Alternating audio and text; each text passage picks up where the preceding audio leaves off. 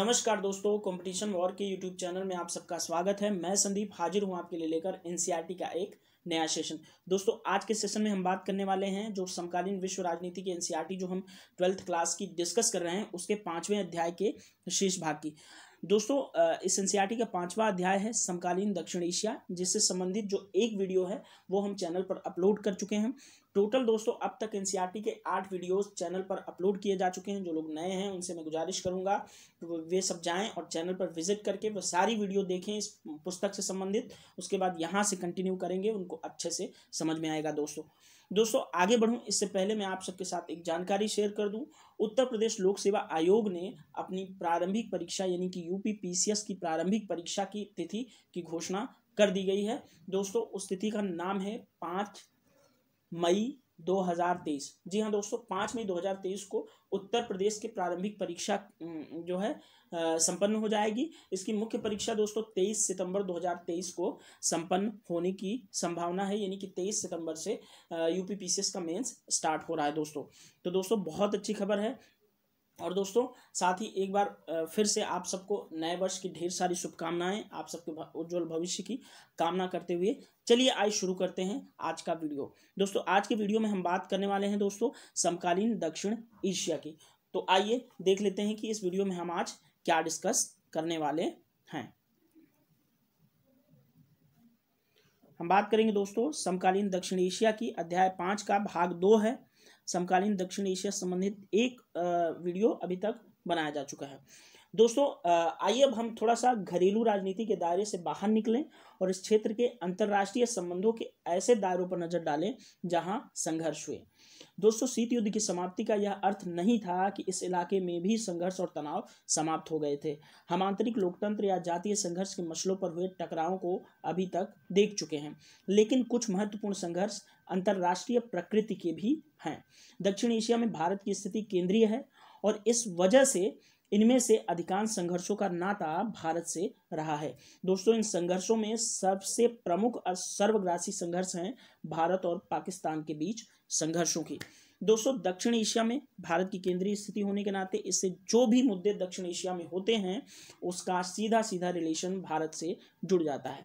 दोस्तों 1947 में भारत को आज़ादी मिलती है और भारत के जस्ट आज़ादी मिलते ही भारत का विभाजन होता है 2 देशों के रूप में। एक मूल रूप से भारत जो रहता है वो रहता ही है, और दोस्तों उत्तरी सीमा प्रांत जो आज़ादी के पहले कहा जाता था उसके कुछ हिस्सों को मिला जुला करके पाकिस्तान नाम से एक नया देश अस्तित्व में आया। तो दोस्तों आज बात करते हैं जो है समकालीन दक्षिण एशिया में 6 देशों की हम बातचीत आज के वीडियो में करेंगे। उन 6 देशों में दोस्तों पाकिस्तान, बांग्लादेश, नेपाल, श्रीलंका, भूटान, मालदीव, इन सब के संबंधों पर थोड़ी सी चर्चा की जाएगी और कुछ विवादित चीज़ों पर बातचीत की जाएगी।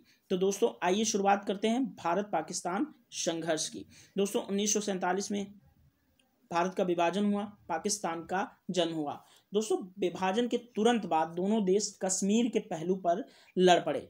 पाकिस्तान की सरकार का दावा था कि कश्मीर पाकिस्तान का अंग है। दोस्तों 1947 में भारत पाकिस्तान युद्ध के बाद कश्मीर के 2 हिस्से हो गए। दोस्तों 1948 में जैसे ही भारत पाकिस्तान युद्ध हुआ, 1949 में से इसका युद्ध विराम जब होता है तो 2 खंडों में कश्मीर को बांट दिया जाता है।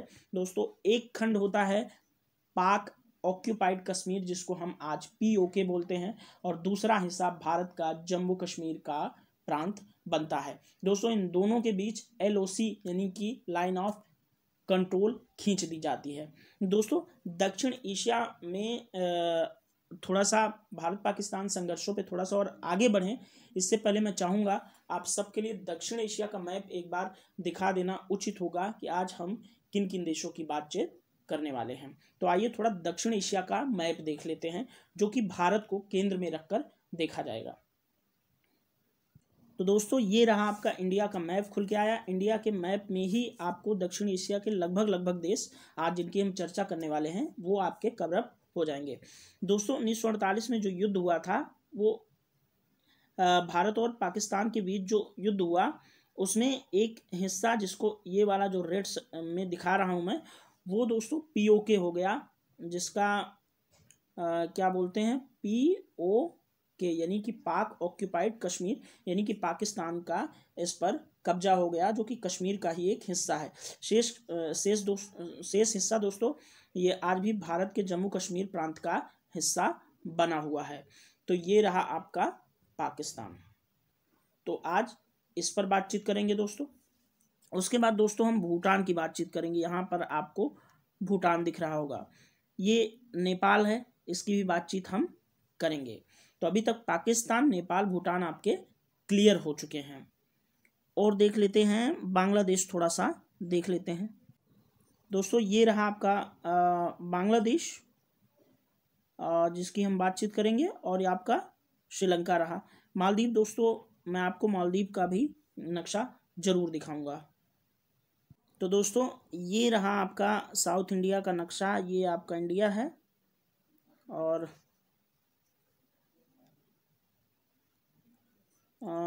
ये दोस्तों आपका श्रीलंका, और ये आपका पूरा मालदीव रहा। और मालदीव की राजधानी माले। तो मालदीव आपको दिखा दिया गया नक्शे के अंदर। अब आइए चर्चा की शुरुआत करते हैं भारत पाकिस्तान संघर्ष की। तो दोस्तों देखा आपने, आज़ाद होते ही पाकिस्तान नाम का बच्चा उछलने लगा। और 1948 में इन्होंने कश्मीर में हमला किया और फिर इनको इंडियन आर्मी ने ठीक ठाक से मार पीट के भगा दिया। तो दोस्तों जब 1948 में इनका लड़ाई हुआ, उसके बाद 1949 में युद्ध विराम हो गया। 1948 में दोस्तों कश्मीर का जो मुद्दा है वो यूएन में भी चला गया। दोस्तों जो कश्मीर के दो भाग हुए, उसमें एक पीओके जो पाक ऑक्यूपाइड कश्मीर कहलाया, जो कि पाकिस्तान ने उस पर कब्जा जमा लिया, जो आज तक उसके कब्जे में है। दूसरा हिस्सा दोस्तों भारत का जम्मू कश्मीर प्रांत बना। दोस्तों दोनों के बीच जो है एलओसी खींच दी गई। और दोस्तों सामरिक मसलों जैसे सियाचिन ग्लेशियर पर नियंत्रण को लेकर भारत पाकिस्तान के बीच तनातनी रहती है। दोस्तों अब शुरुआत होती है 1990 के दशक की। 1990 के दशक में दोस्तों दोनों देश परमाणु शक्ति से संपन्न हो गए। दोस्तों 1998 में भारत ने पोखरण में परमाणु परीक्षण किया, और इसके कुछ ही दिनों के अंदर पाकिस्तान ने भी अपनी चगाई पहाड़ियों पर परमाणु परीक्षण किए। तकरीबन 6 परमाणु परीक्षण पाकिस्तान ने भी इसके जवाब में किए दोस्तों। कहाँ? चगाई पहाड़ियों पर। दोस्तों जब इन दोनों ने परमाणु परीक्षण कर लिया, उसके बाद से ऐसा लगने लगा कि भारत और पाकिस्तान जो है एक सैन्य संबंध में बंध चुके हैं, और इनके बीच सीधे और सर्वव्यापी युद्ध छिड़ने की आशंका कम हो गई, और दोनों देश एक दूसरे की सरकारों को संदेह की नज़रों से देखने लगे। दोस्तों आप अगर इस पुस्तक को अच्छे से पढ़ेंगे या फिर वीडियो को देखेंगे, तो आप पाएंगे कि किस तरह से 1945 में जापान के हिरोशिमा और नागासाकी शहरों पर अमेरिका द्वारा परमाणु बम गिराया गया। उसका परिणाम क्या क्या हुआ, उस परिणाम को याद करके ही जो है परमाणु बम के नाम से कपकपी छूटने लगती है। और ओबियस सी बात है कि इन दोनों देशों को भी परमाणु युद्ध के बाद जो स्थिति बनेगी, उससे जो है उसके परिणामों से ये दोनों देश वाकिफ हो गए। दोस्तों भारत और पाकिस्तान जब से आज़ाद हुए हैं, एक दूसरे को इतने शंकालु दृष्टि से देखते हैं कि एक दूसरे की सरकारों के ऊपर आरोप प्रत्यारोप का जो इनका खेल है वो चलता रहता है। तो दोस्तों आइए देख लेते हैं कि भारत पाकिस्तान पर क्या आरोप लगाता है और पाकिस्तान भारत पर क्या आरोप लगाता है। और इस आरोप प्रत्यारोप के घटनाक्रम में आपको भारत और पाकिस्तान के संबंधों की जो प्रकृति है वो समझ में आ जाएगी। तो आइए थोड़ा सा भारत का जो पाकिस्तान पर आरोप है उसको देख लेते हैं। दोस्तों भारत का आरोप है कि पाकिस्तान कश्मीरी उग्रवादियों को हथियार, प्रशिक्षण और धन देता है, और कश्मीर में उग्रवाद को बढ़ावा देता है, तथा दोस्तों भारत पर आतंकवादी हमले के लिए उन्हें सुरक्षा भी प्रदान करता है पाकिस्तान, ऐसा भारत का कहना है। दोस्तों भारत का मानना यह भी है कि पाकिस्तान ने 1985 से 1995 की अवधि में जो खालिस्तानी आंदोलन हुए, उसमें खालिस्तानी समर्थक उग्रवादियों को पाकिस्तान हथियार और गोला बारूद भी सप्लाई जो है करता था। तो भारत के ये जो खालिस्तानियों का जो खालिस्तान की मांग थी, उसको भी पाकिस्तान सपोर्ट करता है। दोस्तों भारत द्वारा पाकिस्तान यह भी आरोप लगाता है भारत पाकिस्तान के ऊपर कि जो पाकिस्तान की खुफिया एजेंसी है ISI, जिसका पूरा नाम है इंटर सर्विसेज इंटेलिजेंस, वो जो है दोस्तों बांग्लादेश और नेपाल की गुप्त ठिकानों से पूर्वोत्तर भारत में भारत विरोधी अभियानों में जो है दोस्तों संलग्न रहती है ISI।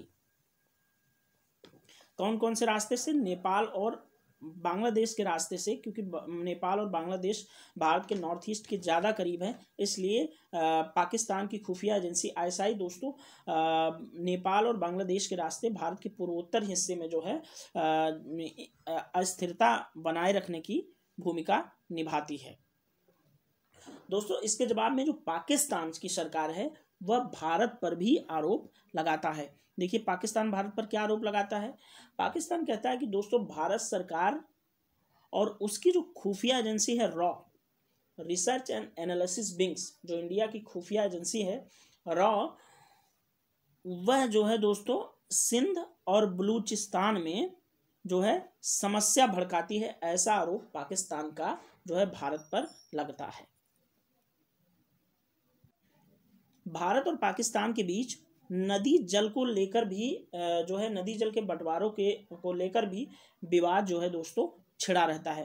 दोस्तों सिंधु नदी जल के विवाद को लेकर के 1960 में विश्व बैंक की मध्यस्थता के साथ जो है दोस्तों विश्व बैंक की मध्यस्थता में भारत और पाकिस्तान के बीच जो है एक सिंधु जल समझौते पर हस्ताक्षर किया गया है।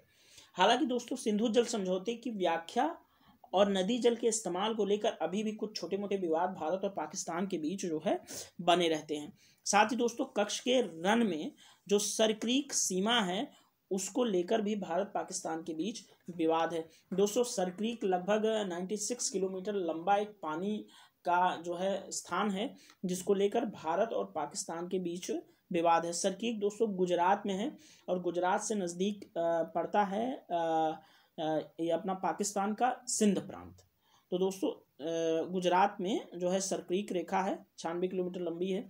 उसको मैं किसी दिन दोस्तों एक वीडियो में मैं सोच रहा हूँ कि सारे पाकिस्तान और जो है भारत के बीच जो भी विवादित पॉइंट हैं जैसे सियाचिन ये सरक्रीक, इन सब को लेकर के एक अच्छा सा वीडियो मैं मेंटेन करके आप सबके सामने रख दूंगा, जिससे इन विवादों को लेकर के आप जो कंसेप्ट आपके जो कंसेप्ट्स हैं वो अच्छे से क्लियर हो जाएं। तो चलिए थोड़ा सा आगे बढ़ते हैं। दोस्तों जो कच्छ का रन है उसको लेकर विवाद इसलिए है दोस्तों, ये जोन जो है ना बहुत छोटा है, 96 किलोमीटर ही है, लेकिन इसके साथ एक चिंता जो है सरक्रीक में ये जुड़ी हुई है कि दोस्तों जो है यहाँ पर ना इस विवाद का समाधान जिस ढंग से किया जाएगा उसका असर सरक्रीक इलाके से सटे जो समुद्री संसाधन हैं उनके नियंत्रण पर पड़ेगा। ठीक है दोस्तों। हालांकि दोस्तों पुलवामा जब अटैक हुआ जो है पाकिस्तान का, उसके जवाब में जो भारत की कार्रवाई की गई एयर स्ट्राइक, जिसका नाम कोड नाम था दोस्तों ऑपरेशन बंदर, जो बालाकोट एयर स्ट्राइक के नाम से फेमस है, उसके बाद से दोनों देशों के बीच जो है दोस्तों लगभग संबंध जो है स्थगित है। भारत सरकार जो है बात करने के मूड में पाकिस्तान से नहीं है। हालांकि पाकिस्तान द्वारा कई बार कोशिश की गई कि भारत सरकार से बातचीत किया जाए, लेकिन भारत सरकार कहती है कि भारत सरकार का स्टैंड इसमें ये है कि हम किससे बात करें, आपकी सेना से बात करें, कि आपके वहाँ के पूंजीपतियों से बात करें जिनको आपने मंत्री बना के रखा हुआ है, कि जो है आपकी सरकार से बात करें। दोस्तों आप जानते हैं कि पाकिस्तान के अंदर स्थिरता जो है बन ही नहीं पाती, हमेशा इनस्टेबिलिटी रहती है, वहाँ सरकार कभी जाती रहती है। सेना का जो है इंटरफिरेंस सरकार के मामले में कैसा है और क्यों पाकिस्तान में लोकतंत्र की स्थापना ढंग से नहीं हो पा रही, इसकी चर्चा हमने दोस्तों इसके पिछले वीडियो में की है। वो वीडियो आप जाकर देखेंगे तो आपको इस बारे में अच्छे से समझ आएगी। दोस्तों दोनों देश जो है आज़ादी से लेकर अब तक लगभग 1948, 1965, 1971, 1999 में जो है तकरीबन 4 दफ़ा ज़बरदस्त युद्ध जो है लड़ चुके हैं, लेकिन अभी भी दोस्तों इन देशों के बीच जो है विवाद बना हुआ है और दोनों देश की जो सेना है वो लगभग वार मोड में हमेशा अलर्ट ही रहती है। हालांकि दोस्तों अभी जब इमरान खान की वहाँ पर प्रधानमंत्री बने थे इमरान खान, उसके बाद दोस्तों करतारपुर साहिब कॉरिडोर को खोला गया था, जो कि सिख जो कम्युनिटी है उनके जो है धार्मिक विषय का सवाल था, उस पर थोड़ा सा एक अच्छी पहल थी करतारपुर साहिब कॉरिडोर को खोलना। और दोस्तों अब पाकिस्तान में जो है शहबाज शरीफ की सरकार है, जो कि इमरान खान की सरकार कुछ दिनों में कुछ सालों में गिर गई। अब शहबाज शरीफ जो है पाकिस्तान में जो है प्रधानमंत्री हैं। अब भारत और पाकिस्तान के संबंधों को लेकर के क्या बातचीत होती है, ये सब भविष्य के अभी गर्भ में छुपा हुआ है। खैर ये रही दोस्तों बातचीत भारत और पाकिस्तान की। आइए अब करते हैं भारत और बांग्लादेश के बीच जो मुद्दे हैं उनकी बातचीत दोस्तों कर लेते हैं। दोस्तों भारत और बांग्लादेश के बीच बातचीत करें इससे पहले मैं चाहूँगा कि एक बार बांग्लादेश का मैप आपके सामने आ जाए, तो आपका जो है थोड़ा सा टॉपिक के साथ रिलेट करने में आपको ज़्यादा मज़ा आने लगेगा। तो आइए देख लेते हैं बांग्लादेश का मैप। दोस्तों ये रहा आपका बांग्लादेश, और बांग्लादेश के आसपास आप देख लें इंडिया के राज्य जो है पड़ेंगे मेघालय, आपका यहाँ पे त्रिपुरा। दोस्तों त्रिपुरा को 3 तरफ से बांग्लादेश जो है घेरे हुए है, ये चीज़ आप याद रखना। और ये इधर से भारत की भूमि से कोलकाता की तरफ से, तो ये चीज़ आई होप आपको बांग्लादेश जो है इंडिया के मैप पे समझ में आ गया होगा कि इंडिया के नॉर्थ ईस्टर्न पार्ट का हिस्सा है, जो कि 1971 तक जो है दोस्तों पूर्वी पाकिस्तान के रूप में जो है कंसीडर किया जाता था दुनिया में 1971 तक।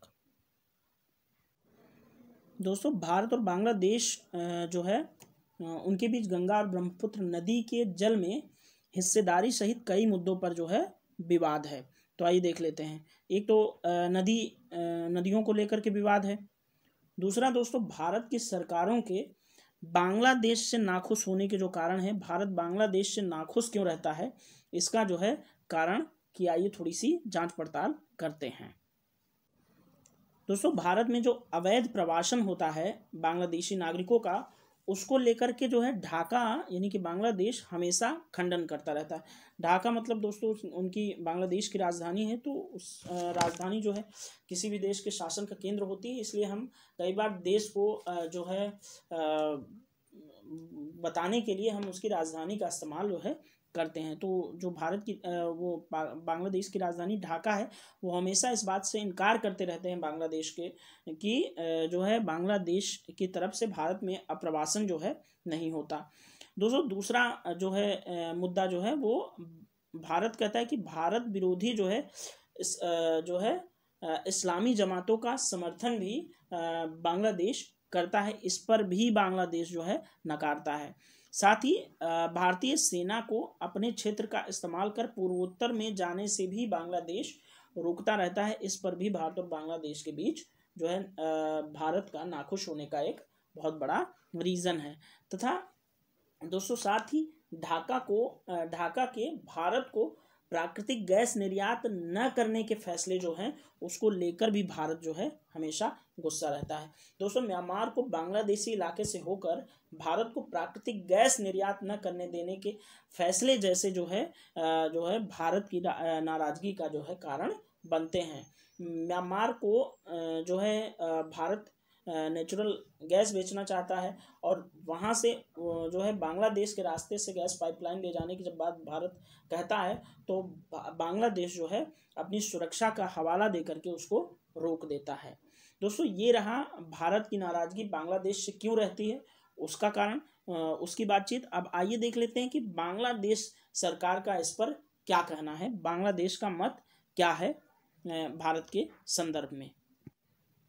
दोस्तों बांग्लादेश का जो मत है वो ये है कि बांग्लादेश ऐसा मानता है कि भारतीय सरकार जो है नदी जल में हिस्सेदारी के मसले पर इलाके के दादा के रूप में बर्ताव करता है, यानी कि भारत इनके साथ इस संबंध में दादागिरी करता है, इनको ऐसा फीलिंग आती है।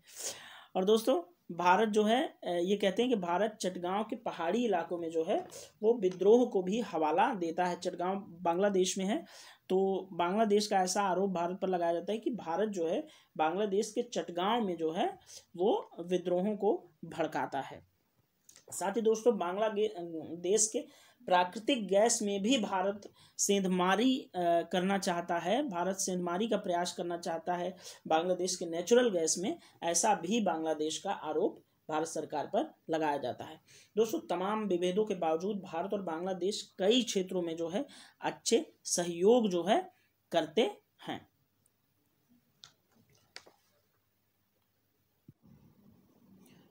दोस्तों भारत की जो है 91 में 90s के दौर में अपनाई गई एक पॉलिसी थी भारत की लुक ईस्ट, जो कि दक्षिण पूर्व एशिया के जो देश हैं उनको ध्यान में रखते हुए भारत ने अपनी विदेश नीति बनाई थी कि उन पर हम उनके साथ जो है लुक ईस्ट पॉलिसी के तहत बातचीत करेंगे। दोस्तों 2014 में जब मोदी गवर्नमेंट सत्ता में आती है तो लुक ईस्ट को उन्होंने एक्ट ईस्ट में बदल दिया, यानी कि लुक ईस्ट का जो आगे का भाग है वो जो है एक्ट ईस्ट का अब तक, यानी कि अब तक सिर्फ हम देखते थे, अब जो है पूर्व की तरफ देखो नहीं, पूर्व की तरफ काम करने की भी नीति पर काम किया जाने लगा। तो अब एक्ट ईस्ट हो गया, वो उसका भी हिस्सा जो है क्या बोलते हैं बांग्लादेश को बनाया गया है।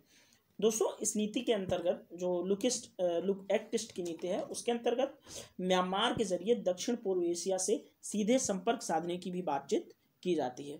दोस्तों भारत और बांग्लादेश आपदा प्रबंधन और पर्यावरण के मसले पर साझे खतरों को पहचान कर एक दूसरे की जरूरतों के प्रति संवेदनशीलता बरत कर सहयोग के दायरे को बढ़ाए जाने की भी बातचीत भारत और बांग्लादेश के बीच होती है।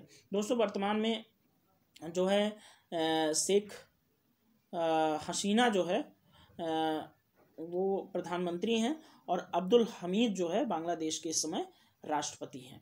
तो ये रही बातचीत आपके भारत और बांग्लादेश के बीच जो है मुद्दे हैं उनको लेकर के। आइए अब बातचीत करेंगे नेपाल की, भारत और नेपाल की। दोस्तों आइए अब हम थोड़ा सा नेपाल का मैप देख लेते हैं और फिर बातचीत करेंगे इसके और भारत के बीच संबंधों की। दोस्तों आप देख रहे हैं नेपाल बिल्कुल जो है भारत का ही एक राज्य लगता है, जो कि भारत के उत्तर प्रदेश, पूरी तरह से उत्तर प्रदेश, बिहार और इधर वेस्ट बंगाल और सिक्किम, यूपी, बिहार और वेस्ट बंगाल और सिक्किम से जो है सटा हुआ जो है नेपाल जो है देश पड़ता है। और तिब्बत जो चाइना का हिस्सा है, जो चाइना ने तिब्बत पर कब्जा कर लिया, उसका जो है उत्तर से जो है नेपाल की बाउंड्री तिब्बत के साथ लगती है। दोस्तों दोनों देशों के बीच जो भारत और नेपाल हैं उनके बीच एक संधि हुई है और इस संधि के तहत दोनों देशों के जो नागरिक हैं वे एक दूसरे के देश में बिना वीज़ा और पासपोर्ट के आ जा सकते हैं और काम भी कर सकते हैं। दोस्तों वैसे तो भारत और नेपाल के बीच जो संबंध हैं वो बहुत अच्छे हैं, बहुत मधुर हैं और दोनों देशों के नागरिक जो है एक दूसरे के देश में बिना वीज़ा और पासपोर्ट के जो है दोस्तों आवाजाही कर सकते हैं, आ जा सकते हैं और काम भी कर सकते हैं, दोनों देश के नागरिक एक दूसरे के देश में।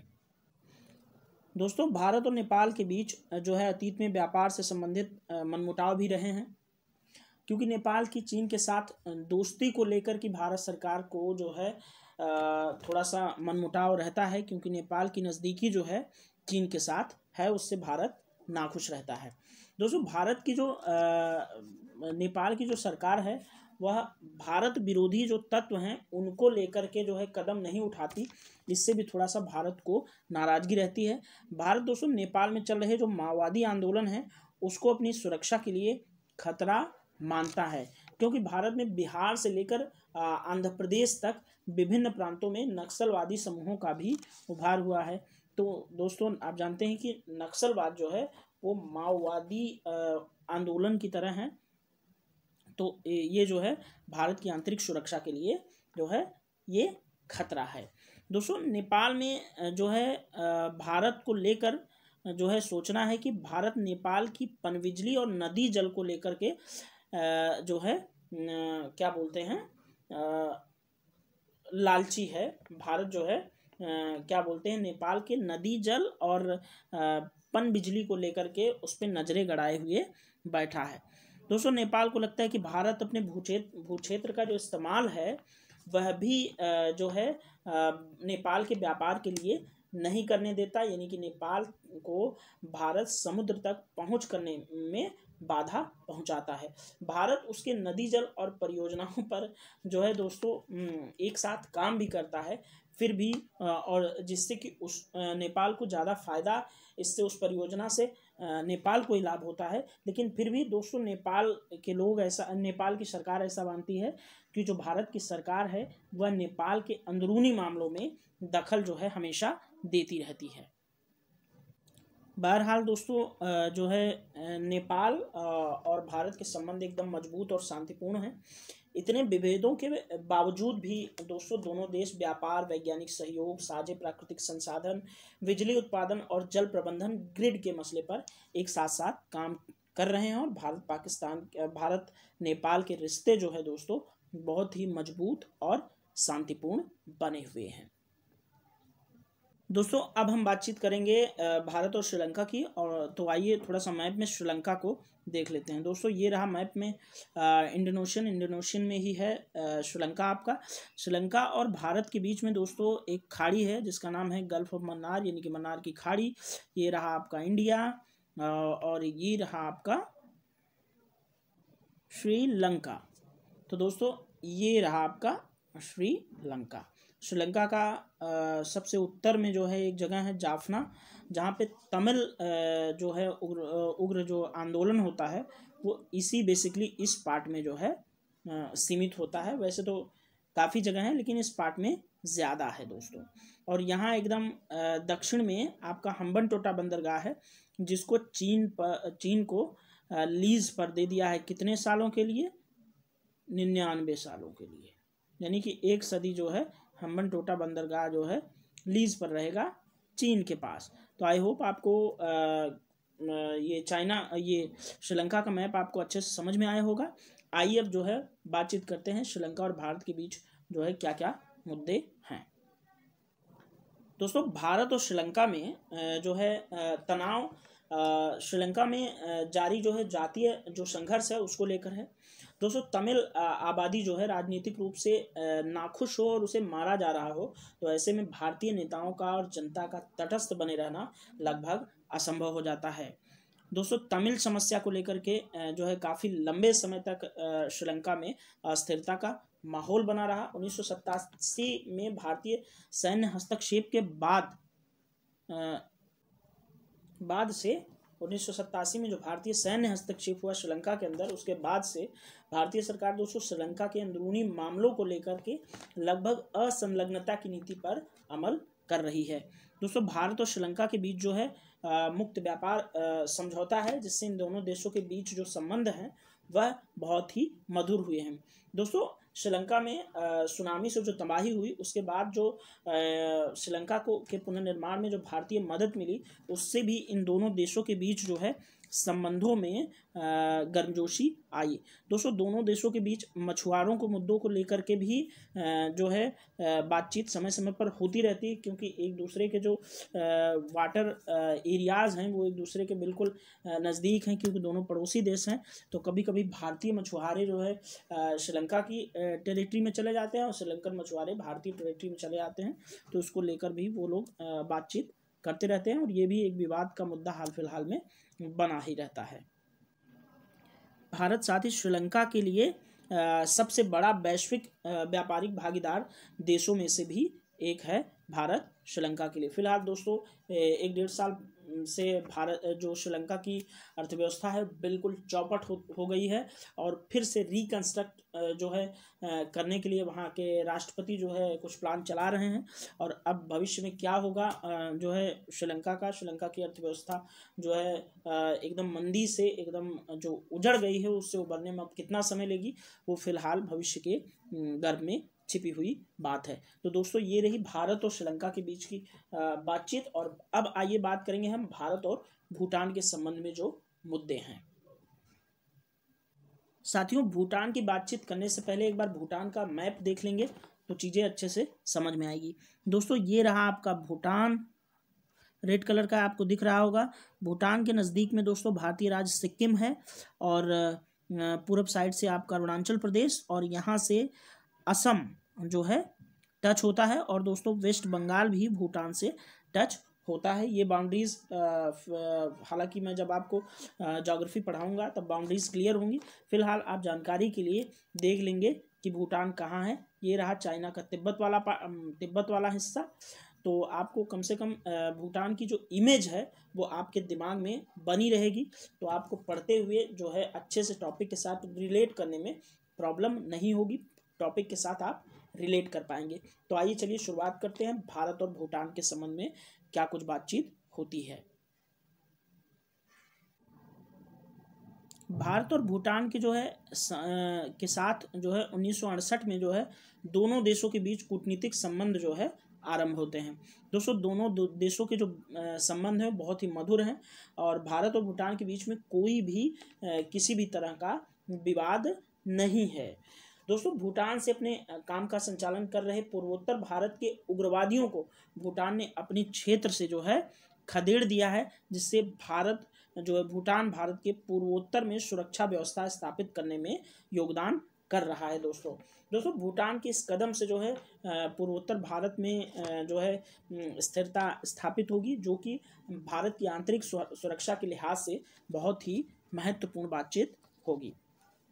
दोस्तों भारत जो है भूटान में पनबिजली परियोजनाओं में भी हाथ बटा रहा है। कुछ पनबिजली परियोजनाएं हैं, चुखा, करिछू और ताला पनबिजली परियोजनाएं। ये चीज़ आप याद रखना, कभी भी आपसे किसी भी एग्ज़ाम में, प्रीलिम्स के एग्ज़ाम में पूछा जा सकता है, वह चाहे वनडे का एग्ज़ाम हो या फिर PCS या UPSC जैसा एग्ज़ाम। दोस्तों भूटान के विकास कार्यों में भारत का बहुत ही महत्वपूर्ण योगदान होता है, और भारतीय सरकार जो है बहुत ज़्यादा मदद जो है भूटान को प्रोवाइड करवाती है। दोस्तों भारत भूटान का सबसे बड़ा व्यापारिक भागीदार भी है, और पूर्वी सैन्य कमान जो इंडिया की है और पूर्वी वायु सेना कमान दोनों जो है भूटान को सुरक्षा प्रदान करती हैं। तो इंडिया की जो है एयरफोर्स और आर्मी जो है वो भूटान को सुरक्षा व्यवस्था प्रदान करती है। इसका जीता जागता उदाहरण जो है डोकलाम विवाद है। दोस्तों 2017 में जो डोकलाम में चाइना को लेकर स्टैंड ऑफ हुआ था इंडिया और चाइना के बीच, उसका जो है डोकलाम जो है हिस्सा जो है वो भूटान का है। तो दोस्तों ये रही बातचीत आपके भारत और भूटान संबंधों की।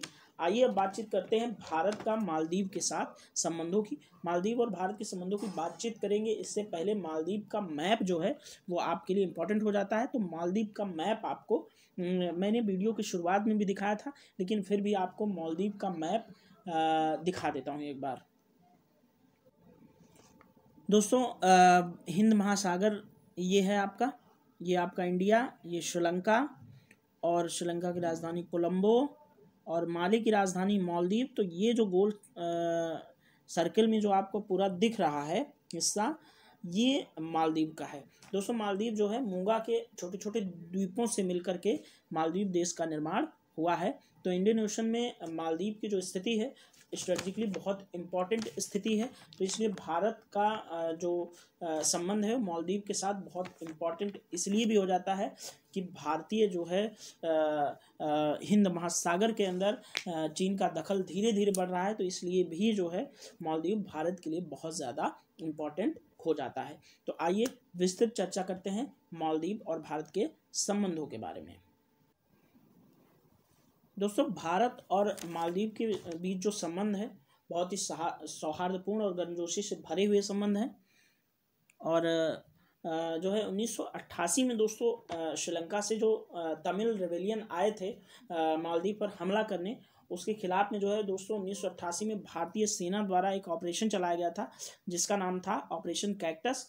तो ऑपरेशन कैक्टस आपसे कभी किसी एग्जाम में पूछा जा सकता है, तो ये आप याद रखना कि मालदीव में भारतीय सेना द्वारा चलाया गया ये एक जो है सैन्य अभियान था, जो कि तमिल कुछ उग्रवादी सैनिक आए थे और तख्ता पलट की कोशिश कर रहे थे मालदीव में, उसी को वहाँ से मार भगाने के लिए उन लोगों को भारतीय सेना द्वारा एयरफोर्स और नेवी की मदद के लिए ऑपरेशन कैक्टस चलाया गया था। दोस्तों भारत और मालदीव के संबंधों की बात करें तो मालदीव जो है क्षेत्र और जनसंख्या दोनों के लिहाज से एशिया का सबसे छोटा देश है। और जैसा कि मैंने पहले ही बताया कि दोनों देशों के बीच जो संबंध है बहुत ही मधुर बने हुए हैं। दोस्तों भारत जो है मालदीव के विकास में और पर्यटन में और मत्स्य उद्योग में बहुत ज़्यादा मदद करता है। और भारतीय पर्यटक जो है वह मालदीव के अंदर विजिट भी ज़्यादा करते हैं। हालांकि चाइनीज़ भी बहुत ज़्यादा आते हैं, ये आंकड़ों की बात नहीं है, लेकिन भारत और मालदीव के रिश्ते कितने सामान्य, कितने सुलझे हुए हैं, इसका भी उदाहरण पेश करते हैं भारतीय पर्यटक जो कि मालदीव के अंदर विजिट करते हैं।